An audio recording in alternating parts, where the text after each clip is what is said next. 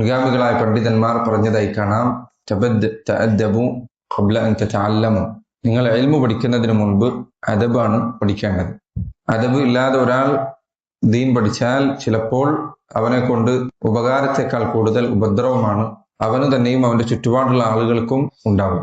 അതുകൊണ്ട് ഇൽമു പഠിക്കുന്ന ഒരു വിദ്യാർത്ഥിയെ സംബന്ധിച്ചിടത്തോളം അവന്റെ വ്യക്തി ജീവിതത്തിലും അവന്റെ ചുറ്റുപാടുമുള്ളവരോടും ഉസ്താദുമാരോടും സഹപാഠികളോടും വീട്ടിലുള്ളവരോടും ഇനി അവനിൽ നിന്ന് നാളെ പഠിക്കാൻ വരുന്ന ആളുകളോടുമൊക്കെ അവൻ പാലിച്ചിരിക്കേണ്ട അദബുകളെ കുറിച്ച് അവന് അറിവുണ്ടായിരിക്കണം. മുൻഗാമികൾ ധാരാളം പേർ പറഞ്ഞതായി കാണാം, നഹ്നു ഇലാ ഖലീലിൻ മിനൽ അദബി അഹ്വജ് മിന്ന ഇലാ കസീരിൻ മിനൽ ഹദീസ്. ധാരാളം ഹദീസുകൾ അറിഞ്ഞവരെ ഉണ്ടാക്കുക എന്നതിനേക്കാൾ നമുക്ക് ആവശ്യമുള്ളത് കുറച്ച് അദബ് ഉള്ള ആളുകൾ ഉണ്ടാവുക എന്നതാണ്.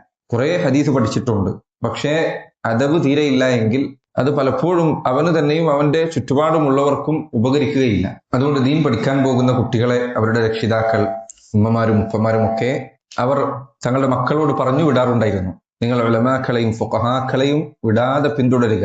അവരുടെ ഇൽമ് കരസ്ഥമാക്കുന്നതിനോടൊപ്പം അവരുടെ അദബും സംതും സ്വഭാവ മര്യാദകളും നിങ്ങൾ അവരിൽ നിന്ന് പഠിച്ചെടുക്കണം.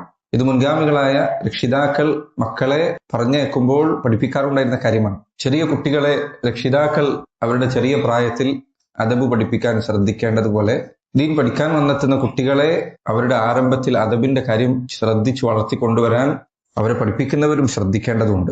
അദബില്ലാത്ത ഒരു വിദ്യാർത്ഥിയെ വളർത്തിയെടുത്താൽ അവനെ കൊണ്ട് പലപ്പോഴും വലിയ പ്രയാസങ്ങൾ ഉണ്ടാകും. ജനങ്ങൾ അള്ളാഹുവിന്റെ ദീനിനെ തെറ്റിദ്ധരിക്കാൻ വരെ അത് കാരണമാകും.